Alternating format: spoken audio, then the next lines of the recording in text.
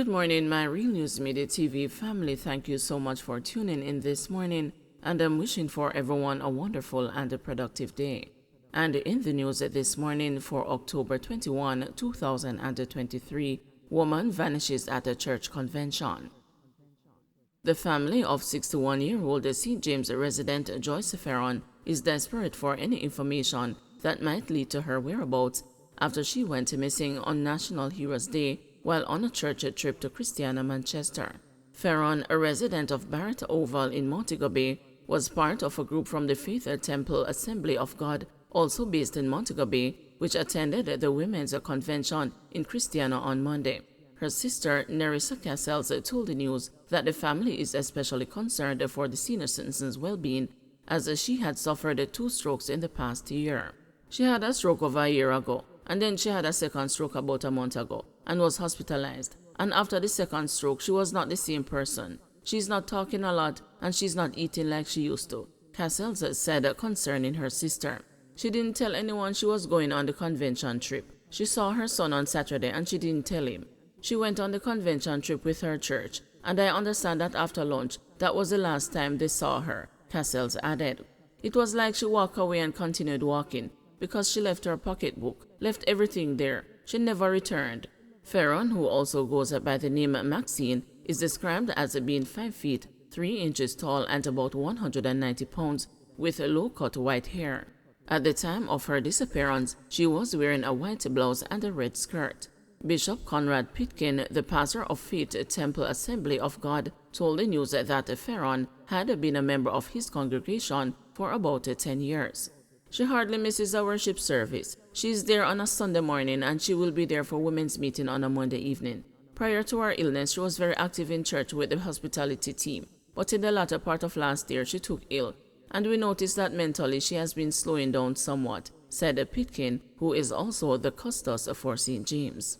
Then on Monday, she went with the group to the women's convention in Christiana. They recalled that she had lunch with them, and about 5:30 when they were ready to leave and the bus was being loaded, they realized she could not be found, and the alarm was raised at that time, Pitkin added. It is understood that security footage is currently being examined to ascertain whether reports that Ferron may have been spotted in Albertown, Trelawney are true.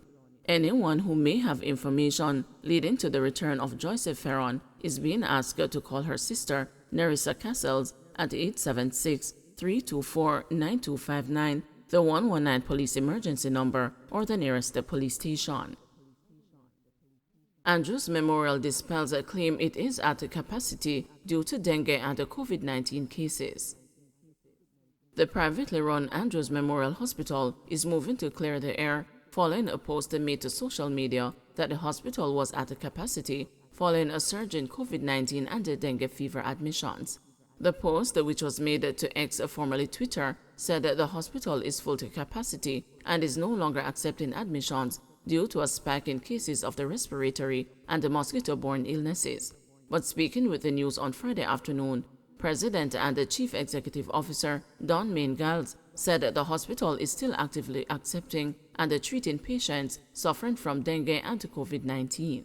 We treat and admit patients on varied illnesses and surgical procedures. So yes, at any point in time, we can reach capacity depending on the need or the varied illnesses that may occur across the spectrum. But to say and attribute our capacity for admissions to COVID and dengue would not be correct. But we have not been refusing to see patients. We treat all patients that come in and through our doors. And those that for one reason or the other we are unable to treat, then we refer them to the next best institution. Mr. Gals said while the hospital has been dealing with capacity-related issues, those are not related to either illness. But he disclosed that there has been a spike in dengue admissions. He said the increase in dengue cases has lengthened wait time for medical care at the hospital. St. Mary Police claim success in nabbing wanted persons. The St. Mary Police are claiming success in their efforts to nab several wanted persons in the parish. Superintendent Bobette Morgan Simpson, commanding officer for the St. Mary Police, made the disclosure at a recent meeting of the St. Mary Municipal Corporation. Since July 1, she said 21 wanted men have been captured. Since the 1st of July, we have actually captured 21 wanted men, some from outside of the parish and some from within the parish. And there was a incident that took place in Alata Bay which took national attention, where a young lady was beaten and her eye almost taken out. He has been in custody. We also captured one who committed a murder and was on his way out of the country. He was captured at the airport. So work is being done. You might not be hearing about it, but work is being done. And I want to commend my team, because we are small in numbers, but we are doing what we have to do to keep crime and violence down in the parish. Only approved records must tow seized vehicles, says the Transport Authority. Route inspectors at the Transport Authority have been instructed to utilize only records from a list of approved companies to provide towing services for vehicles that are seized for breaches of the Transport Authority Act. Speaking at a recent press conference at the Ministry of Science, Energy, Telecommunications and Transport, Chairman of the Transport Authority, Owen Ellington, explained that participating wrecking companies are expected to abide by a fee structure which has been agreed on by the relevant stakeholders. Ellington was speaking against the background of a major concern raised by members of the Public Passenger Vehicle Steering Committee about apparent racketeering among wrecker operators. He highlighted that the Transport Authority met with the police and the stakeholders from the steering committee. We made an appeal to wrecking companies who are willing to participate as contract operators with the authority.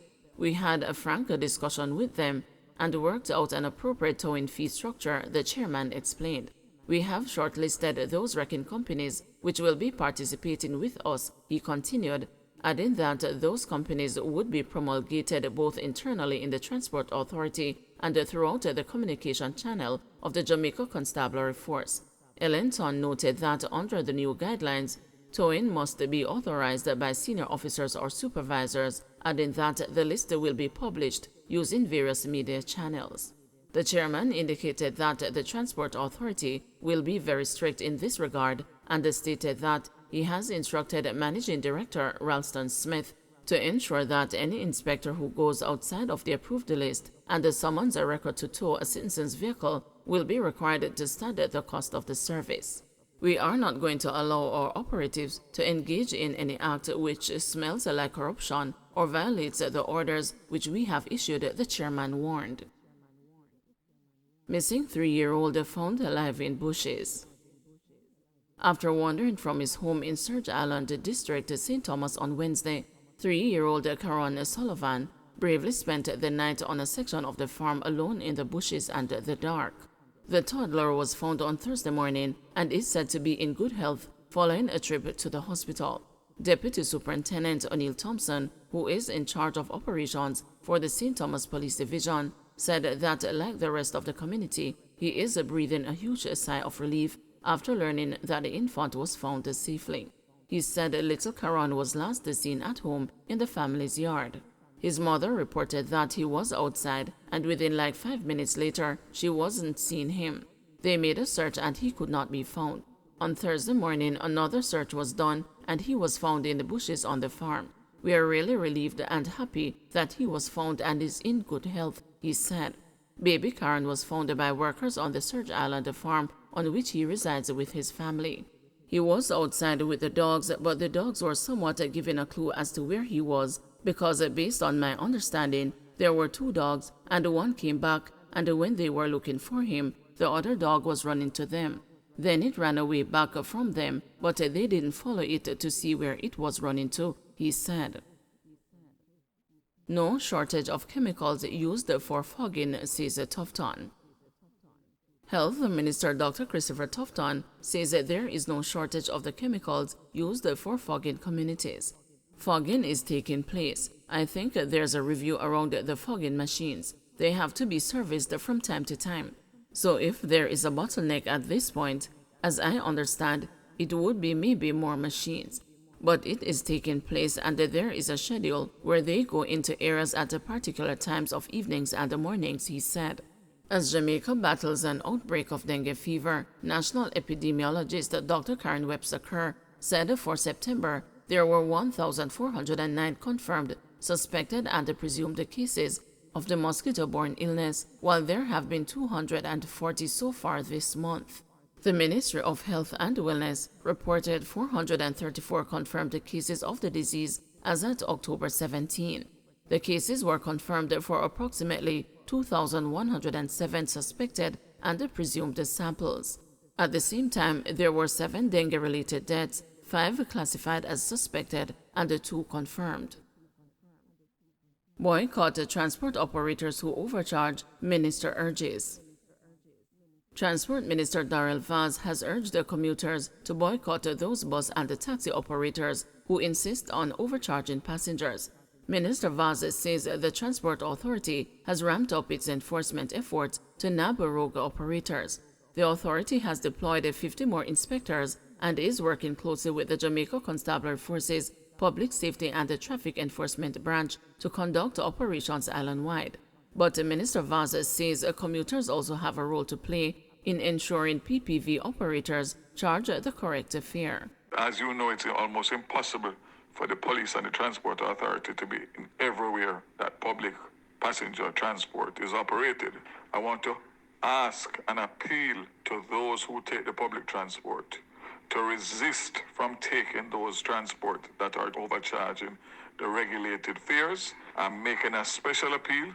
The government, the transport authority, the police alone cannot do this.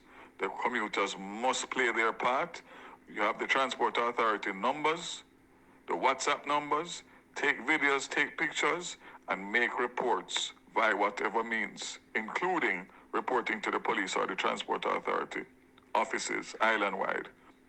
21 of which have been for overcharging, and this is across the island. There are a handful who insist on doing this, and we will weed them out over time.